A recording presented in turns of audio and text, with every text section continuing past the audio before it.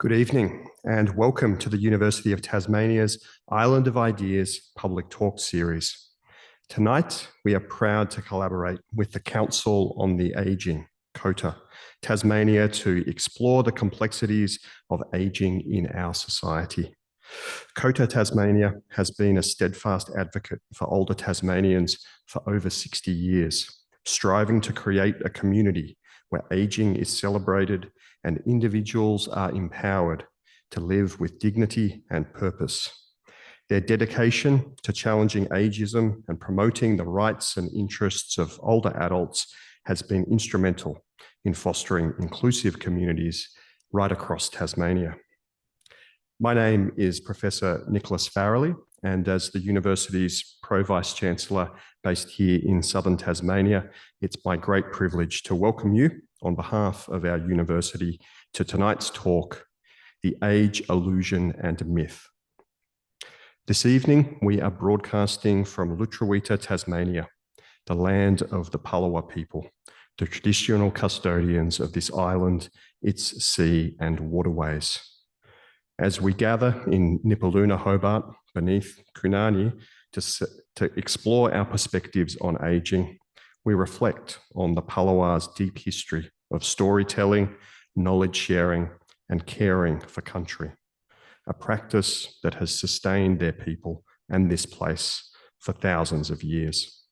We pay our respect to elders past and present, to those who did not make elder status, and we acknowledge the really vital role that Aboriginal elders continue to play in preserving cultural heritage and wisdom across generations. We warmly welcome and acknowledge any members of the Tasmanian Aboriginal community who join us tonight. And if you are joining us online, we invite you to share your acknowledgement using the Q&A function.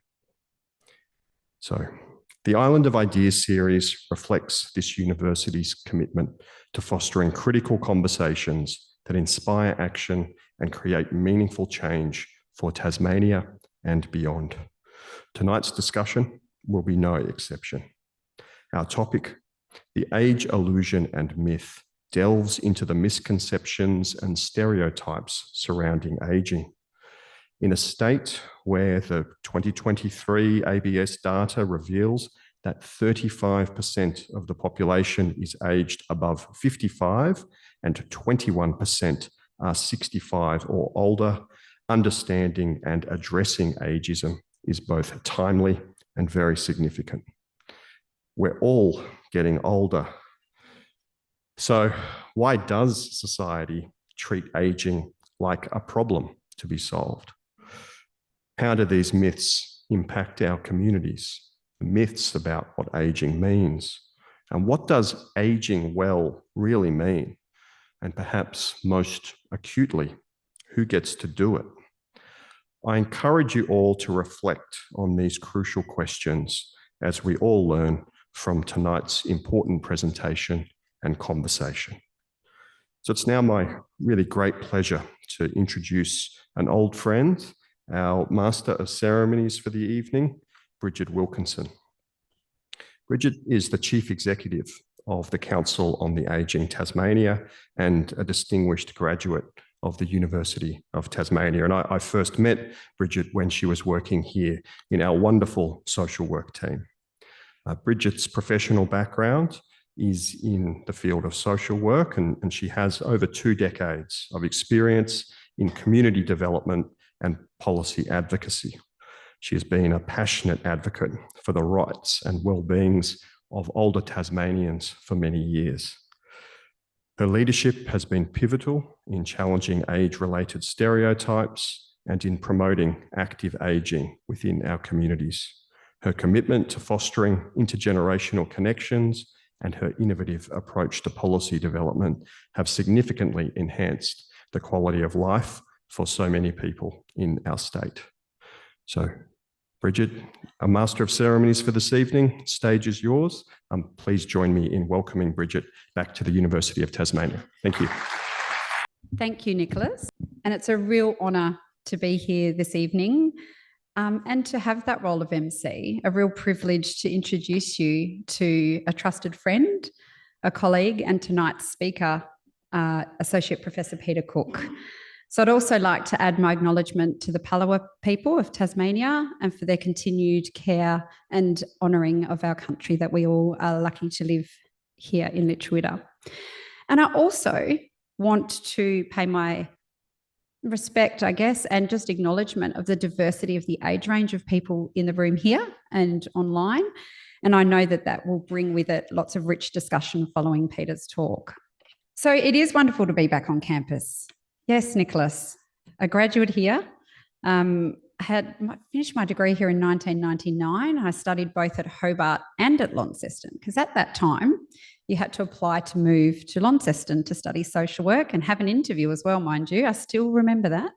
And I also, as Nicholas mentioned, worked for the University of Tasmania for 10 years, up until I left to take up my role at CODA Tasmania in 2021. Real thank you to the University of Tasmania for inviting COTA to be involved, and specifically Peter, for without that, that collaboration that we've had over the years, I don't think we would have come to do this event together. So thank you. So the presentation that you will hear tonight is of relevance to us all. Life expectancy is increasing. We're living healthier, longer lives, and that's a great thing. Opportunities to contribute and to stay involved in our communities and our worlds are increasing, as they should. And our communities are now 5G. Now, you might think I'm talking about your mobile phone, but I'm not. We, for the first time in history, are 5 generations living at the same time. So that provides us with a pivotal time in history to reflect on our journey with and experience of ageing. Council on the Ageing has been the peak body, as Nicholas said, for over 60 years for the rights and interests and experiences and voicing those of older Tasmanians. And we regularly challenge ageism in all its form. It's actually at the core of all our programs and all the work that we do. Ageism hurts us all. And it's the only form of discrimination that targets our future self. And I'm sure that we would all agree that we want to live in a Tasmania that respects and values all people across the lifespan, that acknowledges the integral part of our state's fabric that older Tasmanians and their contributions represent. But sadly, and as you'll hear tonight from Peter, that is not everyone's experience of ageing. I'm very much looking forward to joining Peter for a broader discussion following her presentation. But first, I'd like to tell you a little bit more about her before she comes to the stage.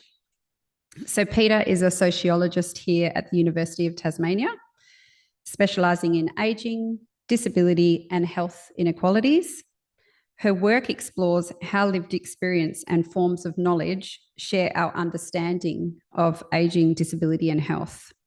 And she has a strong focus throughout her work on addressing ageism, promoting age-friendly communities and working with individuals to see that they feel empowered to grow older.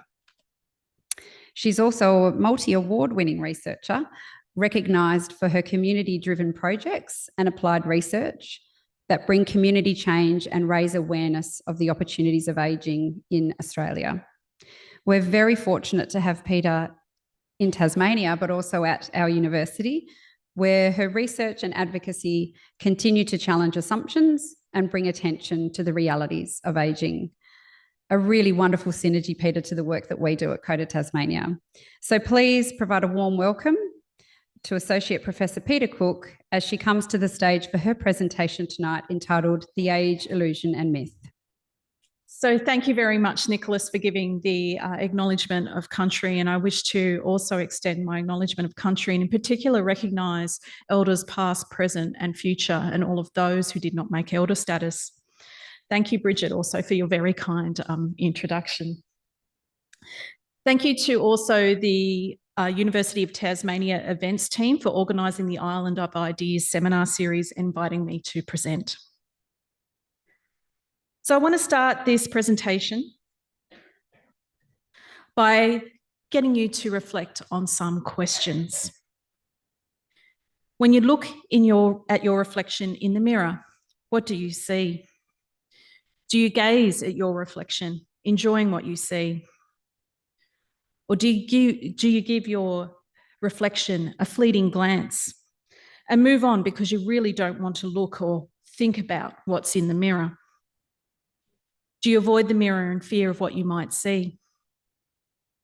Do you scrutinise your appearance, looking at anything that you consider to be a blemish or a fault, or do you curse what you look like?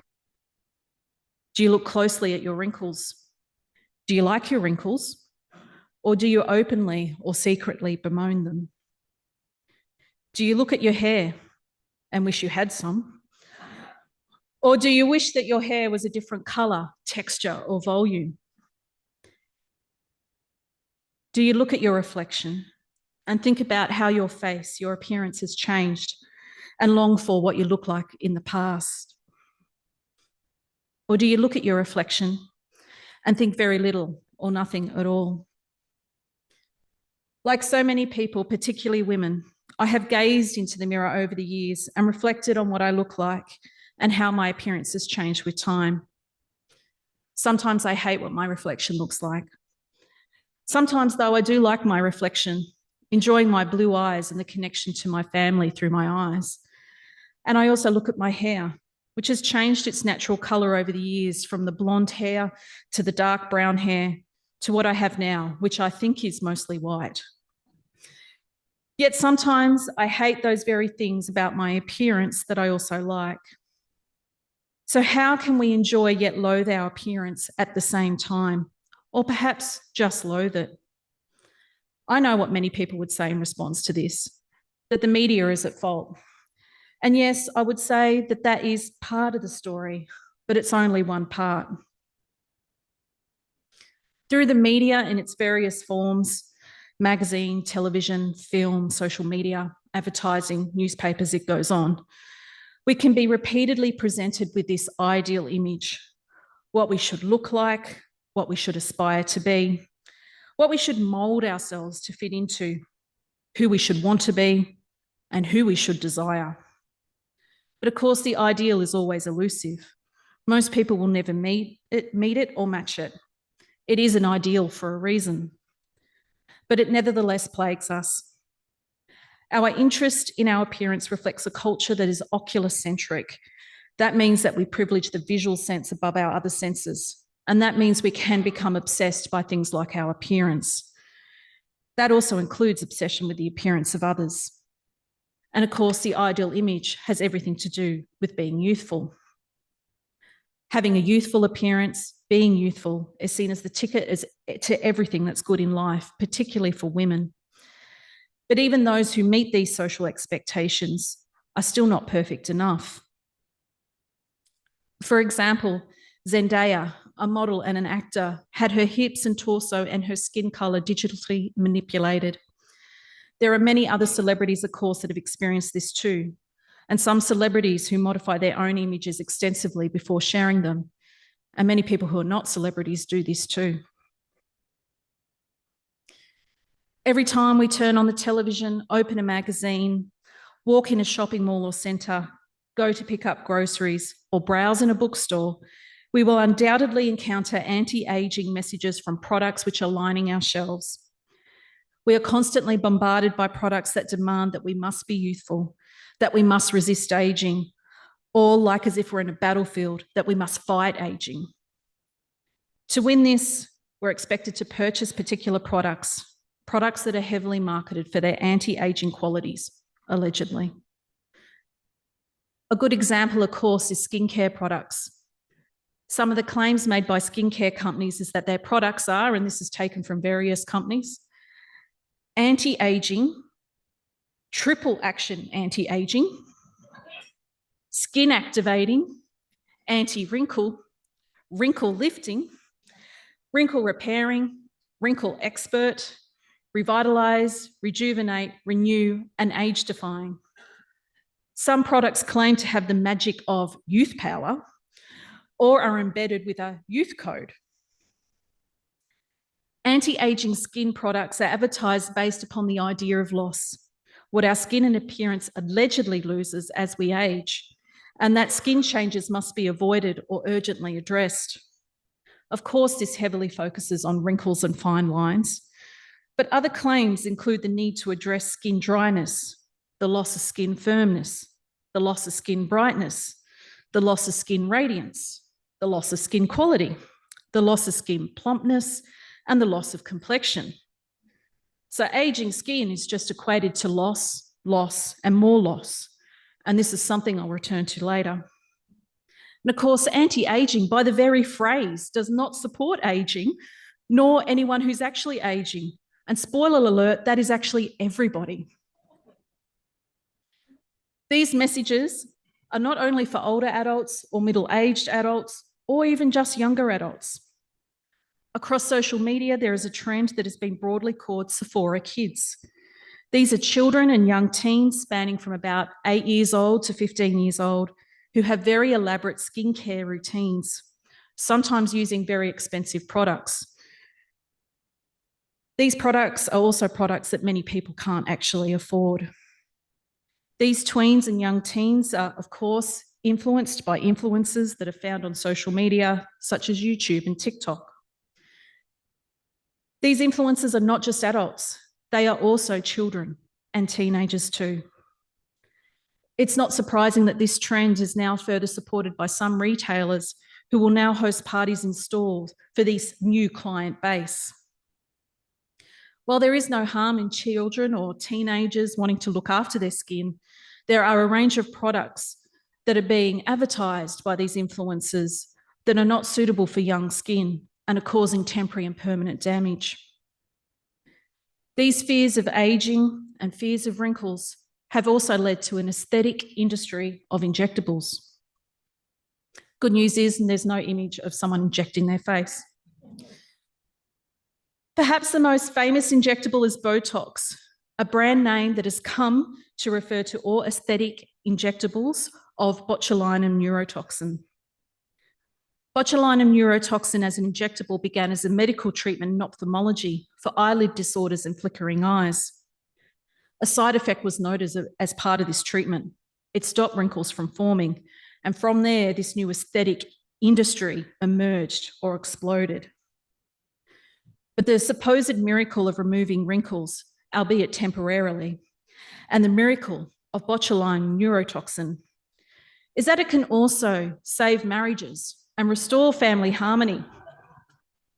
Mum's face now looks smooth and rested, so everything is now okay in the household. A woman must not look angry or frustrated or tired, or to use a very sexist phrase, must not have a resting bitch face. The wide social acceptance of botulinum neurotoxin means it is transformed into a very large industry, available to customers in spaces they're familiar with, such as in shopping centres and malls. They are an at-the-whim consumer product like other items found in these spaces. It is not surprising then that some people dismiss injectables as benign grooming items, equivalating them to dyeing one's hair, applying makeup, and brushing one's teeth. But botulinum neurotoxin is widely considered to be the most poisonous substance known to humans. While it is used in dilute forms to paralyse the face, it nevertheless remains a dangerous substance. And because of this, botulinum neurotoxin is also considered to be a major biological weapon threat. People seem to not know, or they forget that botulinum neurotoxin is classified in Australia as a Schedule 4 medicine available with prescription only. Has toothpaste, makeup, or hair dye ever been considered dangerous enough to need a prescription or be listed as a biological weapon? Tupperware parties have now been replaced with Botox parties. Botox parties involve friends or family gathering and celebrating together at a clinic, someone's house, or even a hotel room, having a few drinks, having something to eat, and getting some botulinum neurotoxin. Instead of leaving with storage containers, you leave with a paralysed face. And botulinum neurotoxin is being marketed now as preventative medicine.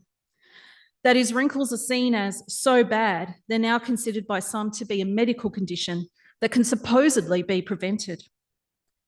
The marketing of what's been called baby Botox focuses on people in their 20s. Though whether baby Botox does prevent wrinkles is much debated. For repeat users of things like Botox, regardless of age, there is a danger of muscle atrophy, where the facial muscles become weaker and smaller over time. This could ironically create a face that botulinum neurotoxins users seek to avoid. What baby Botox does demonstrate is very good marketing that's preying on our social fears of wrinkles and aging. But there are many more examples. Foods are marketed as anti-aging, fashion mistakes to avoid so you're not seen as old, the right ways to organise your daily life to avoid being old, and so on. The constant bombardment of messages about avoiding anything associated with the processes of aging keep reinforcing the same ageist message over and over again. Don't grow older. While we may critique the media and big business for these anti-aging and ageist messages, we need to remember that the media and big business are just two social institutions among many in our society. And these messages I've been talking about and the availability of these various products actually reflect our social attitudes to aging and older age. How many of us have heard messages from family, friends, other sources, colleagues, workplaces, governments, and so on, that aging is bad and having an aging population is a problem? All of what I've addressed connects back to, of course, ageism. So what is ageism? Well, there's lots of definitions of ageism, but I define ageism as beliefs, attitudes, and behaviours that manifest from and contribute towards stereotypes based upon chronological or perceived age, and which can lead to harm, stigma, and discrimination towards individuals or a population. A way that my definition of ageism differs from most is that I have identified age as both chronological and perceived. For example, in social encounters, we don't necessarily know what someone's age is, but we make an evaluation of them, and that leads us to guessing what their age actually is. Once we've made a guess or an estimate about what someone's age is, that then comes loaded with lots of different assumptions and beliefs. How we perceive age can lead us to practicing ageism consciously or unconsciously. How common is ageism? Sometimes I hear people say that ageism doesn't impact them. It is sad to say that I encounter ageism daily, and not just once a day. I encounter ageism repeatedly every single day. In March 2021, the World Health Organization released its global report on ageism. It revealed that 1 in 2 people are ageist against older people worldwide, so 50% of the global population. Ageism towards older adults is not simply practiced by younger generations. It is also practiced by older adults towards other older adults, as well as towards themselves. But I really think it's important that I note here that ageism is also experienced by younger people as well. And I want to give an example now, which I take from a cartoon, The Simpsons. There's a scene very early on in The Simpsons' large franchise where Grandpa Simpson is sitting at the kitchen table with his granddaughter, Lisa. Lisa says, "It's awful being a kid.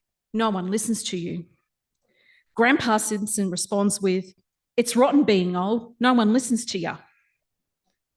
Homer Simpson, Grandpa's son and Lisa's father, enters the room. He says with much glee, "I'm a white male, aged 18 to 49. Everyone listens to me, no matter how dumb my suggestions are." But while younger and older people are often the targets of ageism, the experience of ageism for older people is the most profound. This is because younger people hold the social privilege of youth and will grow into an age where they are taken more seriously, at least for a short period of time. Ageism is something that we should all take very seriously. Research has shown that by the age of 4, children pick up on the stereotypes in their culture and start to internalise them. They notice the cues from people around them and the language that people use. This helps to solidify age stereotypes. Again, this all occurs by the age of 4.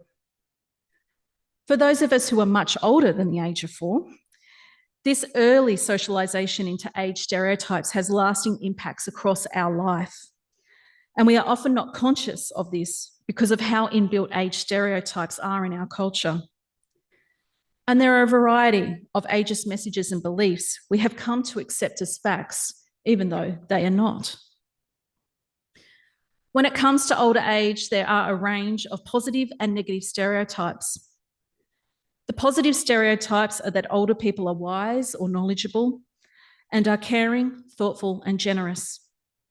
But these positive stereotypes are heavily outweighed by negative stereotypes. And these include that older people are bitter, stubborn, set in their ways, fragile, frail, hopeless, weak, lonely, forgetful, dependent, and are on the decline. Age stereotypes such as these build up throughout the life course, leading us to believe that to be old is bad and that older age equals decline and senility. These types of messages are reinforced through our social encounters and interactions.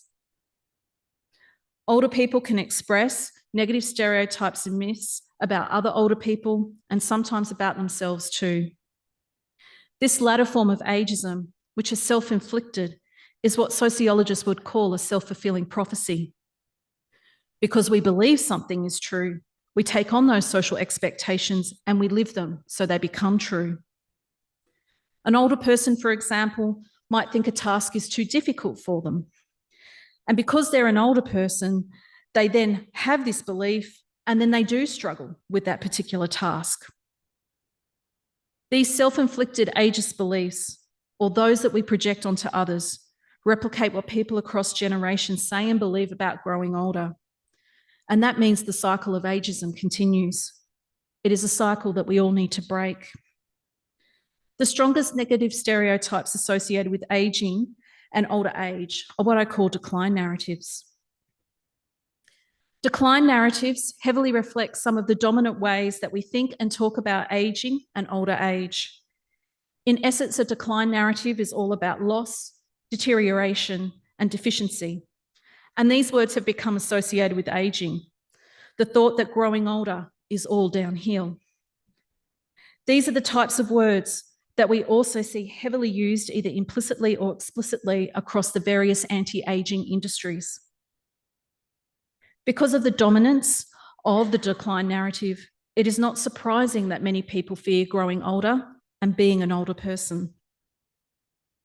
These decline narratives also feed into beliefs that older adults are less worthy, less important, that they all have compromised physical, functional, or cognitive decline, or are yesterday's news.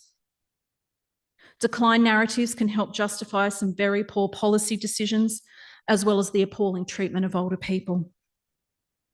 Pausing for a moment, please notice that I'm using the phrases older people and older adults. This is something that's considered to be neutral language.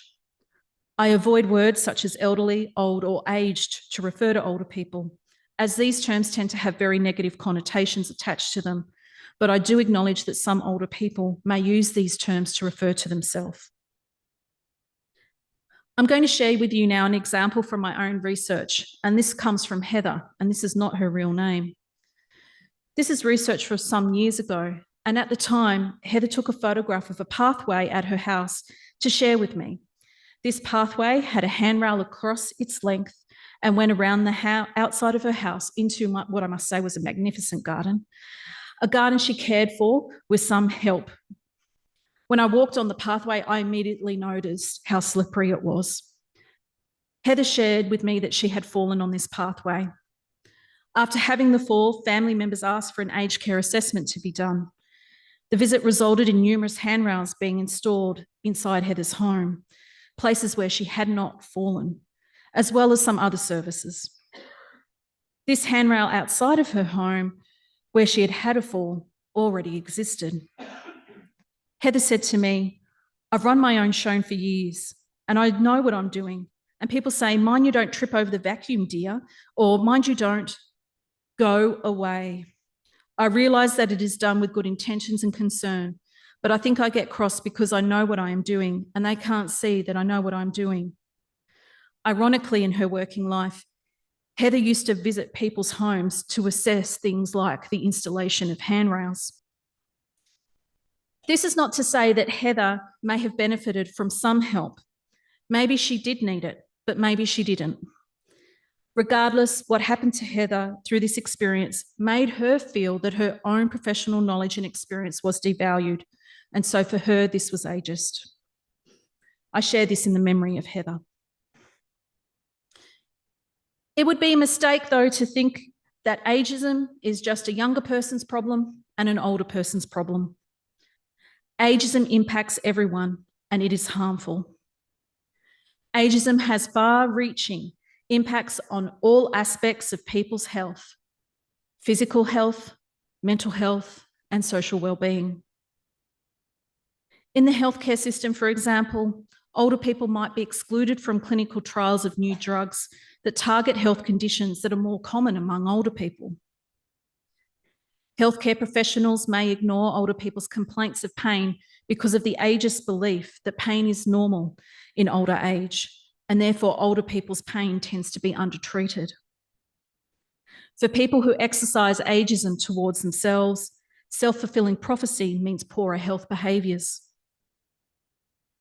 Ageism exacerbates social isolation and social loneliness, impacting on quality of life. It also shortens lives, impacting on quantity of life. Ageism has economic costs. In the United States alone, ageism-related health conditions in people aged 60 years and over cost a staggering $63 billion annually. Ageism also creates financial insecurity for individuals, something I'll return to soon. By addressing ageism, it's possible that the health of older people could be improved as well as their quality of life, while also reducing healthcare costs. The costs of ageism are therefore both individual and societal. Ageism exists in our institutions, our relationships, and in ourselves. I'm now going to give you some examples of institutional failure and policies that are ageist. The first example I wish to share, which comes from my own research, is in relation to COVID-19 during 2020. Australia was held up internationally as an exemplar of restricting the spread of COVID-19, something which governments at all levels took great pride in. But what such pride and celebration ignored was where Australian COVID-19 incidences were occurring. At the conclusion of 2020, 75% of deaths in Australia from COVID-19 were people who lived in residential aged care facilities. What was never really talked about is that Australia had one of the highest death rates of people living in aged care facilities or their equivalent internationally. We contain the spread in wider society, but we seem to ignore those living in residential aged care. Imagine if 75% of COVID-19 deaths in 2020 occurred in childcare facilities or in student accommodation.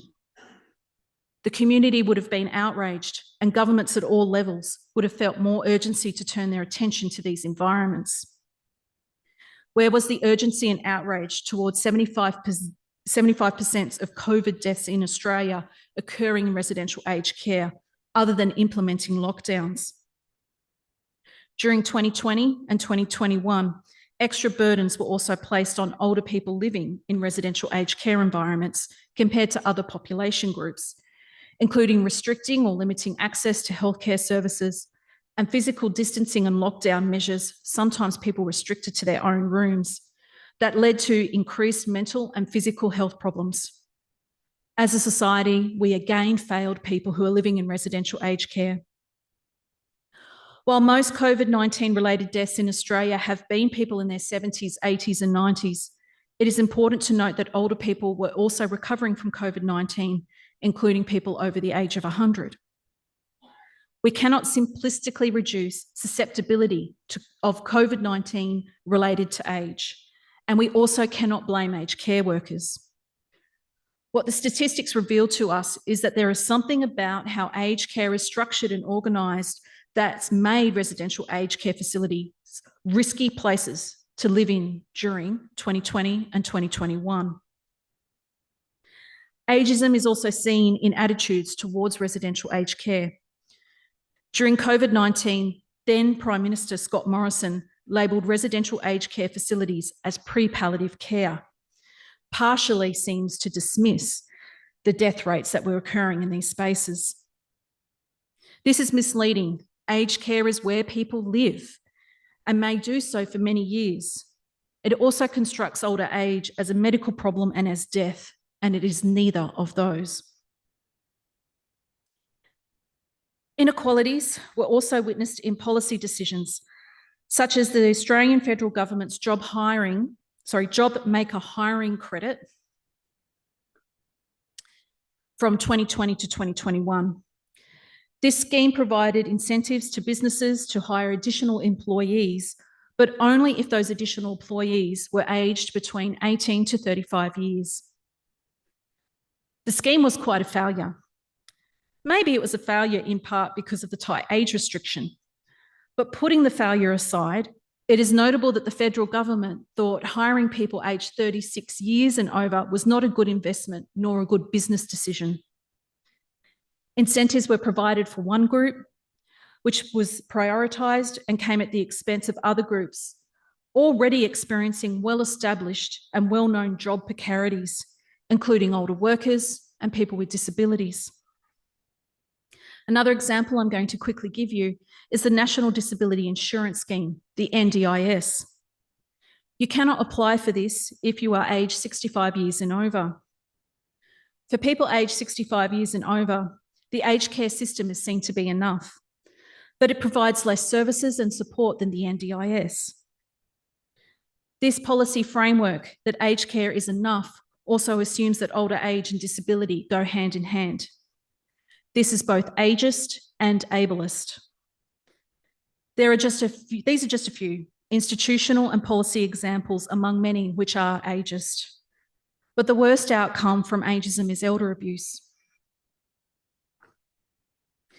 In 2021, the Australian Institute of Family Studies, as commissioned by the Australian Government Attorney General's Department, released a report that revealed 1 in 6 older Australians have experienced elder abuse. While this is a shocking and sad statistic, I'm sorry to share with you all that researchers in ageing studies and in the sociology of ageing, such as myself, as well as service providers and advocacy groups, we all know too well that the actual numbers are much, much higher than this. But this is by far the most comprehensive data set that we have. The reason we don't have accurate statistics is because elder abuse is not always recognised as abuse because of ageism and because of decline narratives. And even when it is recognised, it can go unreported. The perpetrators of elder abuse are most commonly, with the exception of sexual abuse, the older person's adult child or children. In this way, elder abuse can be considered a form of family or domestic violence, though it's rarely seen and treated that way, or laws might be too restrictive to recognise that violence can occur from younger generations to older generations within the family. While elder abuse is experienced by both older men and older women, it is also gendered, as older women are more likely to experience elder abuse than older men. To turn to the example of physical elder abuse, in 2023, 28 women over the age of 55 have allegedly been killed in domestic violence-related homicides, which was roughly a third of all alleged homicides that year. Older women in heterosexual relationships are at risk of domestic violence, not only from their partners or spouses, but also their adult sons and their grandsons. A circumstance in which this can occur is when the adult son or grandson's relationship breaks down and they move back into the home of their older parent or their grandparent. They may then transfer their domestic violence or take out their frustration physically, typically on their grandmother or their mother. This is an example of how ageism intersects and intersects and exasperates other forms of disadvantage. This is gender in this particular example, but other factors can include sexuality, disability, class, race and ethnicity, and transphobia. The intersection of different social disadvantages deepens not only the experience of ageism, but also elder abuse. It is ageist that our strategies to domestic and family violence are typically only targeted to younger age groups and overlook older adults. And of course, the support services available are already not enough. We need support services across age groups and across different needs. It is also ageist that we are not outraged by the rates of domestic violence impacting older women. And I'm disappointed that rallies against domestic violence often overlook older women. Other forms of elder abuse include psychological abuse, reportedly the most common, neglect, sexual abuse, social abuse, and the one that I'm currently working on, financial elder abuse. For older people experiencing elder abuse, whatever type it might be, they just want the abuse to stop. They just want their adult child or their grandchild to change their behaviour. And they don't want them to get into trouble, nor do they want to create family disharmony in reporting the behaviours. Elder abuse is a brutal example of ageism in practice. Before I go any further, I wish to acknowledge those who have not survived elder abuse and the victim survivors of elder abuse. I also acknowledge that people listening to this presentation may be experiencing elder abuse, or you may suspect that someone you know is experiencing elder abuse, or you might be unsure if your behaviours could be elder abuse. There is a national hotline that you can call for advice and support. The number is 1800 353 374. This will put you in contact with your state or territory service. Here in Lutruwita, Tasmania, the direct hotline number is 1800 441 169. Sometimes over the years in presenting on these topics, I have people tell me that ageing and growing older is all about positive attitude or having a positive mindset. This is because we like to think that we're in control of our lives, that somehow magically we won't be impacted by the social forces around us that tell us that ageing and older age are bad, and that issues like elder abuse, of course, won't happen to us. It happens elsewhere, and it's someone else's problem, someone else's issue. But I hope you already appreciate that while having a positive mindset is helpful as we grow older, it is only going to get you so far. It is important to realise having a positive mindset is more possible for those who hold social privilege. If you're an older, non-Indigenous, non-disabled, heterosexual white man who was in a well-paid professional job and retired with your own home and without a mortgage, and an investment portfolio or a very strong superannuation balance, then having a positive mindset perhaps can be achieved. You can afford the resources and support that can enhance or maintain your lifestyle and your health as you age. But if you start to change these demographic parameters, race and ethnicity, gender, sexuality, disability, socioeconomic status, and so on, and if you combine that with demographic factors with the surrounding environment, such as the ability to access transport, social facilities, and housing that can adapt with you as you age, then how far a positive mindset can take you changes significantly. And regardless of what social privileges you may or may not have, positive thinking is not going to change that we live in an ageist society. And as we are all members of this ageist society, ageism does impact everyone, regardless of whether or not you have a positive mindset. Many people say that age is just a number. Our age, whether our age is what people think it is or what our age is actually chronologically, what I hope I've illustrated is that ageing has social, political, economic, and cultural consequences and outcomes.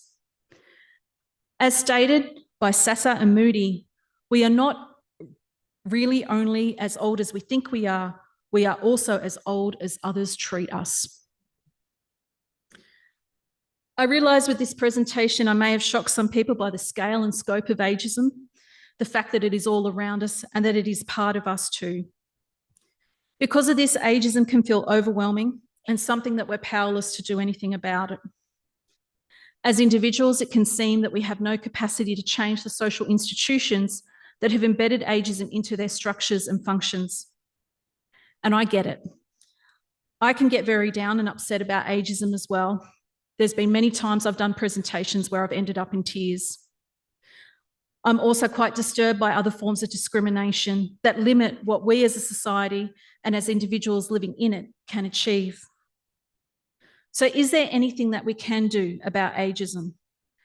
And there is some good news. Yes, there is some things that we can do to help address ageism. We don't have to feel powerless. We all have a role to play in eliminating ageism from our society.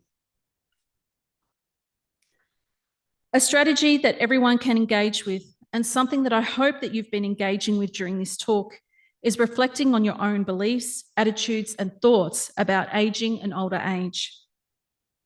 Have you ever said phrases such as having a senior's moment?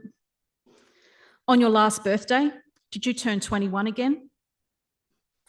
Or have you said, I cannot do that because I am too old? Or have you decided that because you have low energy, that must be because you're getting old? Or have you taken over tasks of an older person without gaining their permission or ignoring what they said because you decided that they're too old and incapable? These patterns of thinking, language, and behaviours replicate negative stereotypes and decline narratives about ageing and being an older person. We have all done this. Again, we live in an ageist world. Even though I've been examining and working against ageism for a long time, I first started examining it back in 1995, I sometimes catch myself out too. We don't have to punish ourselves because we may have thought, done, or said something that's ageist. But what we can do is start to change how we think, act, and behave. So what do we do if someone we know is ageist or does something that is ageist? Do we call them out on it? It is important that we do challenge ageism when we encounter it, but how we can do this is what makes a difference. We can use a technique that I encourage my students to use, which is the techniques of calling in. If you hear someone saying something ageist, instead of calling them out and saying that they're an ageist, lean into having a conversation instead. You can ask them to explain why they said that. Why do they believe what they just said? You can ask them to tell you more. If someone says, for example, they cannot make up their own mind, they're too old to do that, you can ask them why they think that and then work on unpacking it together. It is actually an opportunity to learn and explore together. This approach avoids people reacting in a shocked or defensive manner. If we simply label them as ageist, they can retort against that. This approach of calling in helps to build understandings and create connections through conversation. We need to move away from choosing children's books that present older women as witches and hags and older people as fragile, weak, or often not present at all. Choose children's picture books and stories that portray older people in a realistic way. These are a way for children to learn that older people are just people too.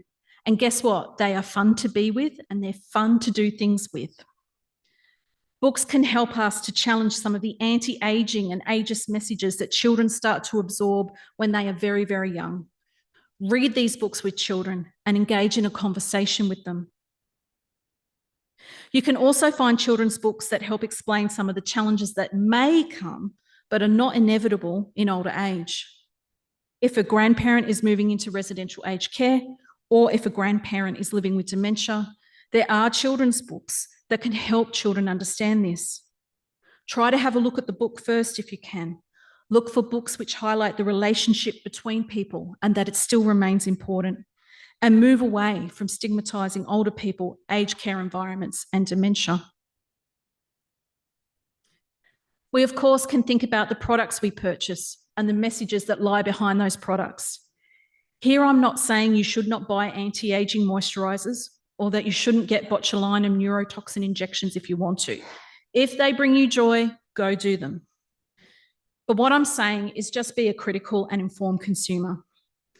Remember that anti-aging products and botulinum neurotoxin injections are not going to stop aging, nor remove your wrinkles, nor stop wrinkles from forming. And remember, there's nothing wrong with aging and growing older. The problem with aging and growing older is our attitude towards it.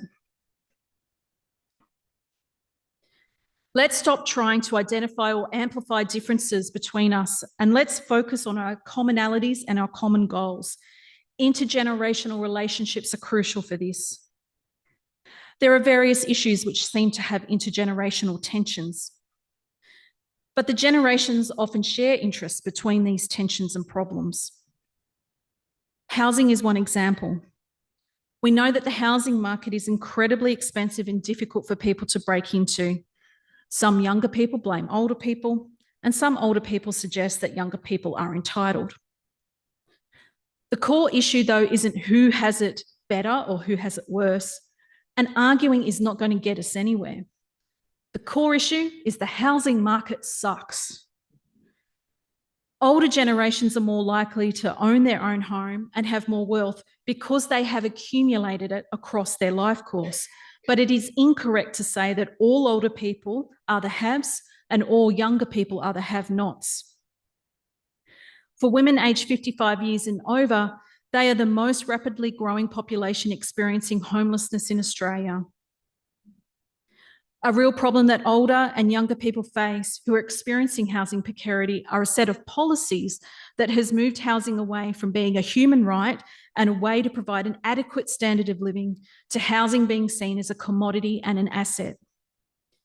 It is a policy framework that benefits people regardless of age who have wealth or who have access to wealth, and disadvantages those who do not have wealth.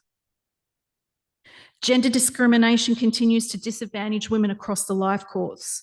The rates of homeless women 55 years and over reflects the accumulation of this disadvantage. And therefore, what we need to do is address the factors about why this happens to benefit all women across all age groups. Again, this highlights the intersection of ageism and sexism. Climate change is also another example. Younger generations can get angry at older generations for not addressing it. And this is something that I get. I first learnt about climate change during the 1980s at school. What is important to remember, though, is that both younger and older people are concerned about climate change. And at climate change rallies, you'll notice that younger people and older people are those getting arrested. In my own research on age-friendly societies, I have found that climate change has been raised by older and younger people alike. For example, I found that younger people talked about climate change broadly, while older people were able to point to areas in their community where they have witnessed how it has changed over time due to climate change. The problem isn't that older people don't care or haven't tried to be part of the change. The problem is those who make policy decisions are not making decisions to effectively address climate change and plan for the future. If generations just keep blaming each other and wasting our energy that way, we are not going to get anywhere with these major social challenges that face us.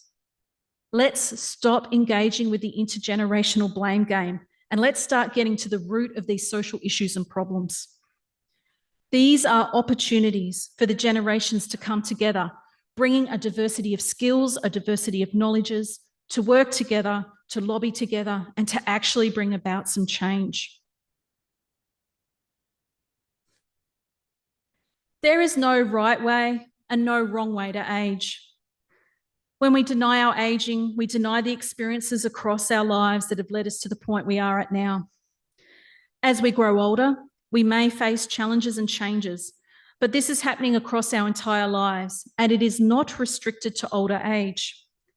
We tend to forget the difficulties we experience in our younger years as we grow older, meaning that we can fall into a trap of romanticising how better life was when we were younger.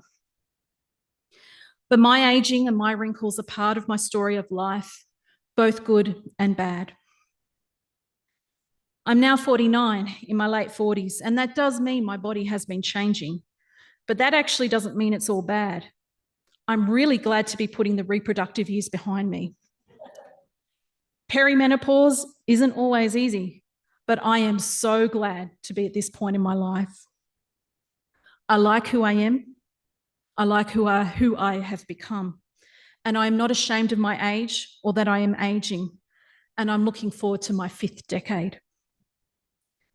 There is much I have experienced in my life so far, and I will not deny my age because I do not want to deny my life's journey of experiences and my relationships that have got me here to this point.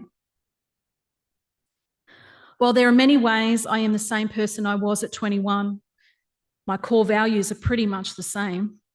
I'm also a much more interesting and dynamic person now at the age of 49 than I was at 21. And life is so much better at 49 than what it was at 21. The truth is, I would really hate to be 21 again. It would suck. So I celebrate my aging and my age, and I encourage you to try to do the same. Let's embrace the diversity of aging and what it means for us. The conversations we have with others are powerful. Each time we have a conversation about ageism, we create a drop in the ocean. And as we have more conversations, and those conversations we've had with others, and they then have conversations, our collective drops in the ocean start to become ripples in the water. The word and the movement against ageism builds and builds and builds until one day, the ripples gain so much momentum that they become the waves of change. And if the wave burns out, then there are ripples that are still forming. We can challenge ageism and change attitudes to aging. Ageism is something that we're all doing and something that we share. I take a lot of pride and a lot of comfort in that. And aging, it's more inevitable than taxes. Aging is a vital part of our life course. Our other options are to die or to not be conceived. And I don't think anyone has control over their conception except for in science fiction movies. When we bemoan our aging, we forget that we are fortunate to be able to grow older and experience our life, the ups, the downs, and everything that's in between.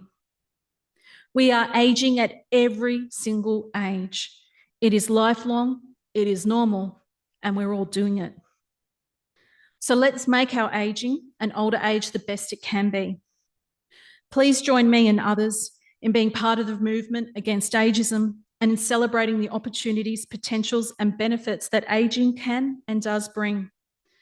After all, everyone at all ages deserves human rights, dignity, respect, and social inclusion. Thank you. Wow. I hope you're all as inspired. It's not often that you find someone who's just as passionate about this topic. And our brainstorm on Friday was a little bit of an excited, frantic discussion in my office where we said, we're not going to have enough time. But we have come to the time now where we would like to talk to you about what you've heard. We've got some time for questions. Thank you. Happy to say my name. It's Nikki. And thank you so much for that, Peter. It's great. I really feel that I've found my group as I age, and that's made a huge difference. I dance with MAID, which is Mature Artist Dance Experience, and it is just such a joy to celebrate aging every time we get on the floor. The area I have trouble with is the digital world. And I think that is really, I struggle with that. And I really feel, while it might not necessarily be intentionally ageist, it's something that we struggle with. What are your thoughts about that? Thank you for that. I think one thing about the digital world, one thing that I think is very frustrating is when services are being told that everything's available online and there's no paper copies available for people. This is not only ageist, it's actually also ableist, because there's a range of people with disabilities that the online world can be very inaccessible for them as well. I think the digital world can be challenging when people haven't been brought up in the digital, But I'd also say that one of the most inspiring people I met was a lady in Launceston who in her 80s taught herself computer coding. I have no idea where to start. So I think mentorship programs are really good. In that case, that particular woman would have been able to mentor me in computer programming. But of course, younger generations can also mentor older generations if that's available to them. And I just wanted to say, I think MAID is amazing and fantastic. I've been to quite a few performances and I am a supporter of MAID. So I'm really glad to hear someone from MAID is here. And awesome. Pop your hand up if you're from MAID.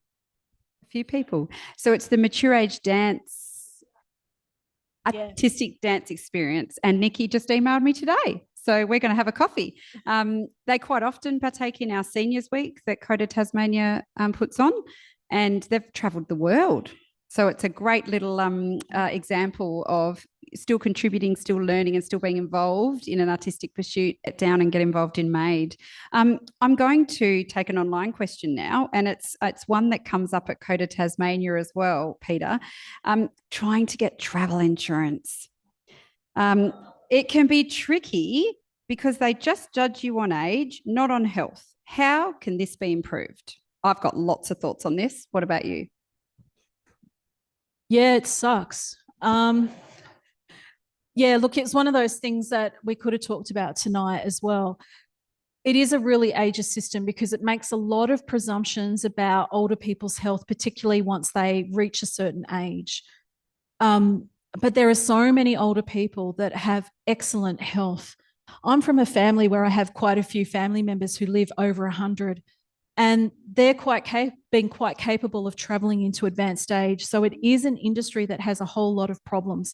Part of this has to do with the kind of risk-averse responses that insurance can have. But once again, I would say that those types of assessments are very ageist.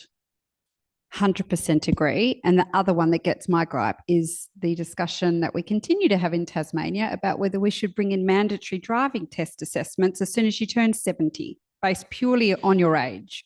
And I think these arbitrary age ranges that we continue to get through Insurance Bank, who's tried to get a credit card over the age of about 70.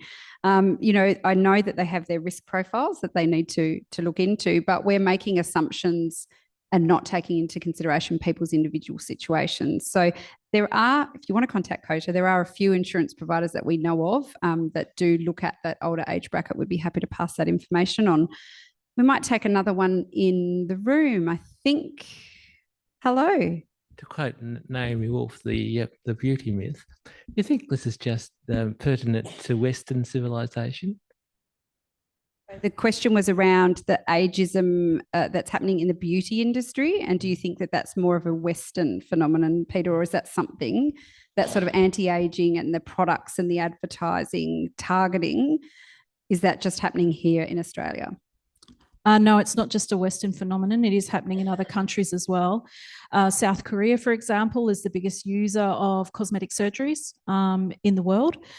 The other thing we've got to be careful of is that it can be really easy to pick on cultures and societies that traditionally have really respected ageing populations and older people. Because of Westernization, trends are changing. We also have to keep in mind that we're very conscious that our own culture changes, but we seem to think that some other cultures stay static and don't change. I would say to everyone that the ageing population is a worldwide phenomena, and we are seeing ageism on the increase worldwide. So there is a major issue that we have to address that doesn't just apply to Western nations. The research by the World Health Organization showed that ageism is the highest in low and middle income countries. That's really interesting, actually. Yeah. I'm just going to go online. I know there's a few more folk in the room, but we've got a question here from Penelope, and I'm sure I can weigh in on this a little bit, Peter. Are there any programs that exist to help older people gain skills in the use of IT? Picking up on your point, Nikki. Well, I happen to know that COTA Tasmania offers some, Bridget. Soon to be more, yes. But also things like School for Seniors or University of the Third Age often have programs and classes that people can go to learn tech. And I'd also say get in contact with your local council, because often local councils also have some programs to also do training around tech. But why not reach out to the local secondary schools and high schools to see whether or not they can create an intergenerational program where maybe some of the students could also connect in with older generations and do some of that training. And of course, the beauty of that means we start to break down some of those horrible institutional barriers that keep populations of different age groups apart instead of bringing us together. Here, and that's what we're about to do. So CODA Tasmania will be running some intergenerational programs specifically at this stage into aged care, because as we've heard, a lot of folk living in aged care are very isolated. So we're very excited to run a pilot with some teenagers across the state in the next couple of years.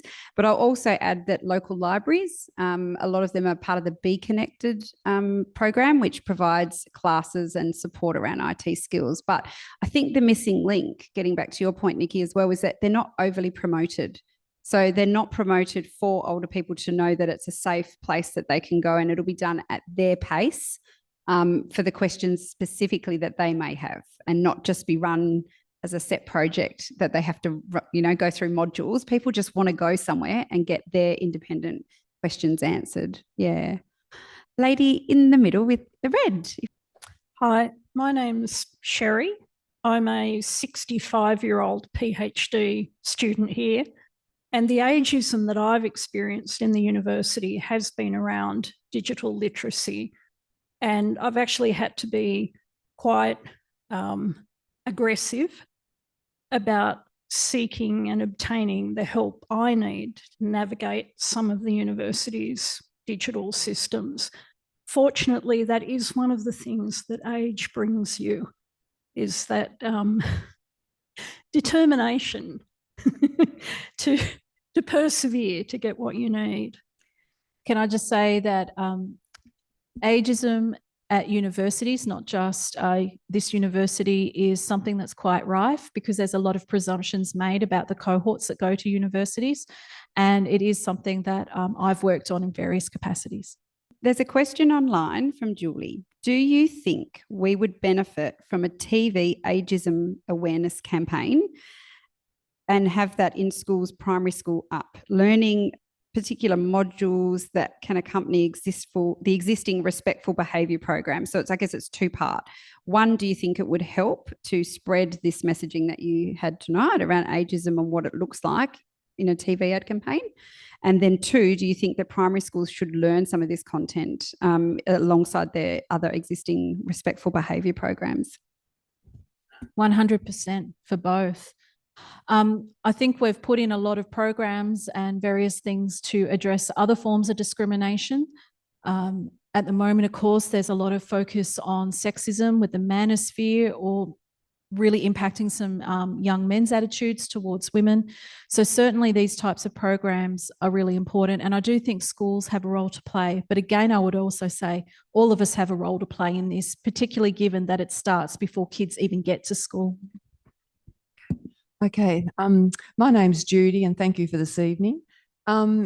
Your presentation, Peter, has made me reflect on maybe I'm being a bit ageist myself, and I'd throw it open for people here. But sometimes when I'm gathered together with people of a similar age and we're just socialising, I'll make this comment jokingly, but also it has another element to it, that, okay, we've got 5 minutes on health and then we need to move on. I mean, I don't say it like that. I say it with a smile, and it's a joke, and then no one's going to ring a bell.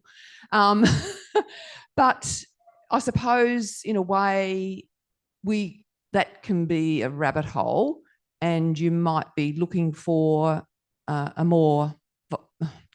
See, I'm saying a more interesting conversation, but to some people there, that might be what is needed to be talked about. Anyway, I'm throwing it open to you guys to, I'm wondering what you think about that, given what I've heard this evening. Thank you. Thank you for that. And thank you for being open to also reflecting upon your own attitudes, because I think that's a really important process. I don't deny that as people grow older, they may have increasing health concerns or issues. That's something that can come with the aging process. The problem is when we just do a blanket approach and think that somehow all older people have physical decline or functional decline or cognitive decline, and sexual decline, of course, is another one that comes up. I think one benefit when we're growing older is that we actually sometimes are more open about discussing things, but sometimes we can also be a little bit more reserved. So sometimes people will face some kinds of health challenges or changes that they're not open to talking about. And that can pose problems. And that sometimes is because they're being ageist. They're really scared about admitting that and being open to that with other people. So they close down.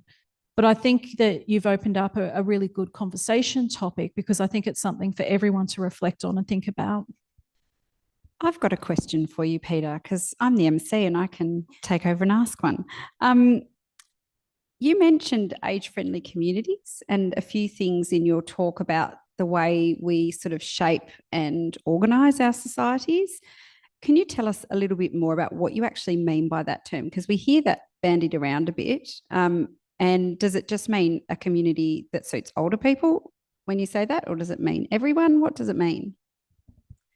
Yeah, so I have done a bit of research on age-friendly societies and age-friendly communities, having worked in the past with the City of Clarence here in Lutruwita in Tasmania, but something I'm still kind of working on the edges and advocating for.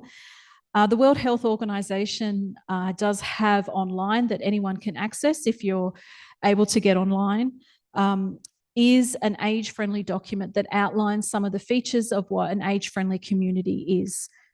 There's 8 domains that consist of an age-friendly community. The World Health Organization advocates that an age-friendly community is actually about everyone across all age groups. However, one of the problems that comes with this is that you also do see in some documentation from the World Health Organization focusing almost exclusively on older adults. And certainly the way that I see age-friendly communities often being rolled out is just focusing on older adults. That is important, but again, we need to remember that we all have an age, we're all aging, and we all want to feel included, safe, and respected in our communities. And that's the key thing that age-friendly cities are about, is about people feeling safe, included, respected, and being able to age in that community right across their life course. So when I think about aging in place, I don't just think of older people. I think of people of all ages, because if we want to stay in a community across our whole age, we should be able to do so. It's just the infrastructure and support isn't always there. Even though the World Health Organization has its 8 domains of what an age-friendly society and community looks like, the thing is that each of our communities can be different. The features of somewhere like the City of Clarence is very different to living in somewhere like Alice Springs, for example. So what an age-friendly Clarence would look like would be very different to an age-friendly Alice Springs. So with my research at the City of Clarence, what I came up with as an age-friendly Clarence was very different to the World Health Organization. And part of that was because I listened to citizens in community, and I worked with citizens in community. And the project was co-designed by citizens in the community, and it included younger people and older people. So I was able to look at what was needed across generation groups to really make the City of Clarence age-friendly. And if anyone's interested in that report, yes, it is available online and you can get it for free, or if you can't find it, you can always get in contact with me. So what you've mentioned there really is that we need a commitment from local council, as well as state governments, as well as federal governments, to really look at not only age-friendly communities, but then the policies and structures that support those in order for us to make any headway in this space. That's right. And we need that investment in age-friendly communities. It pays off. It has economic benefits. It's been shown in the research to have serious economic benefits, but it improves people's quality and quantity of life as well. It's actually a public health investment that really address social inequalities and issues that exist within our communities. The Tasmanian state government, of course, has just released its new plan around ageing, which has got to do with being a respectful, age-friendly island. However, I will say that there needs to be investment in that plan to make that a reality. And I don't see the additional investment in that plan in order to make that a reality. We need our state government to invest in that. And then we also need investment in our local councils so they can also do things at a local level. And then you need people like myself who know how to do research with local community, work with community groups, do co-design to come in and help make those things a possibility and reality, and give the information to governments that they need in order to make this happen. So before I see if there's another question in the room, there was one online, Peter, that sort of touched on this. So it didn't have a name, but it said around the funding. The government must have some sort of boundaries to how much they can spend and fund. But I agree that funding should be more for the elderly, which we said we'd try to use the word older people, but that's okay. But how can this be changed? Now, I'm just going to weigh in here before you to say that Tasmania is the only state in Australia that has no minister for ageing. And with a minister comes a portfolio. With a portfolio comes resources. So for us at COTA, that's something that we've been leading on in our advocacy work for a few years now. And we will do again every year when the budget submissions come around and the elections come through.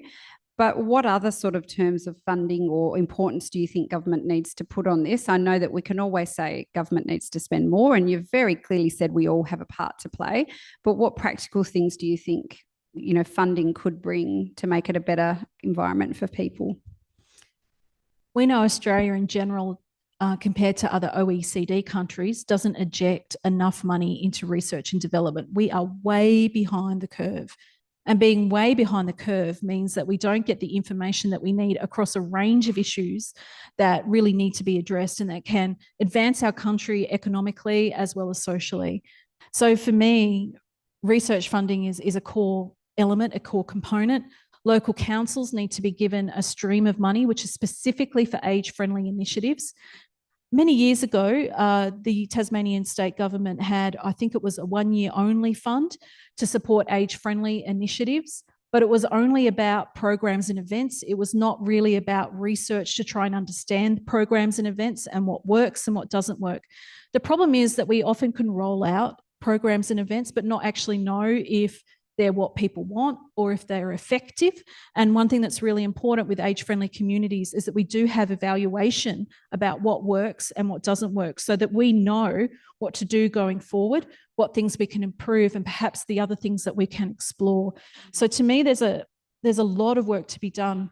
If we think it's important to fund youth issues, it's equally important to fund issues that affect older adults. And given that we are an ageing population, it's about time that we put the kind of resources and effort into it. I'd also say the other side, the other side of it is when there is a Minister of Ageing, it's often lumped in with aged care or the health portfolio, and that actually replicates ageist beliefs around the ageing process. It should not be connected to those portfolios, but work with and across all different ministerial portfolios. You'll be very excited to hear that I say that too. Yeah, of course. So I've often said that when we do get the minister, it absolutely cannot be in the health portfolio, but work very closely with the health portfolio. Yeah, 100%. We have another question at the back there.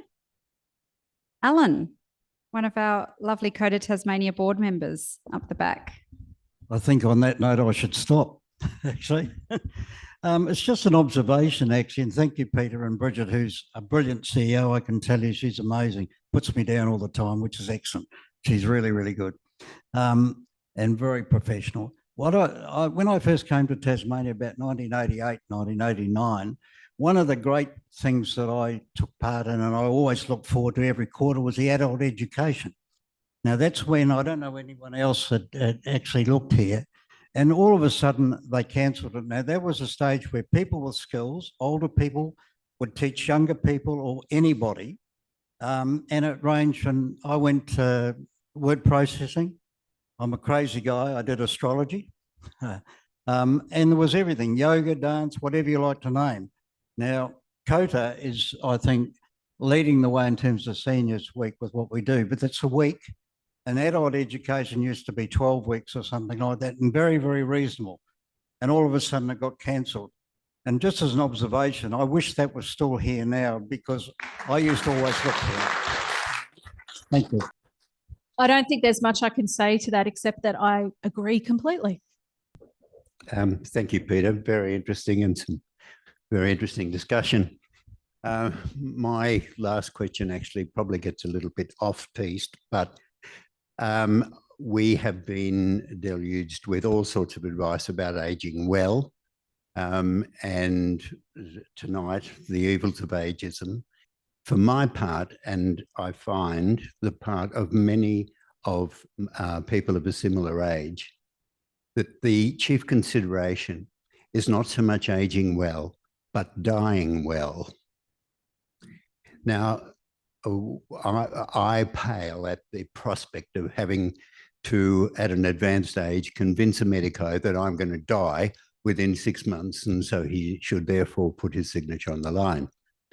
I did note earlier that Peter said that one of the concerns of CODA was the concerns of older people.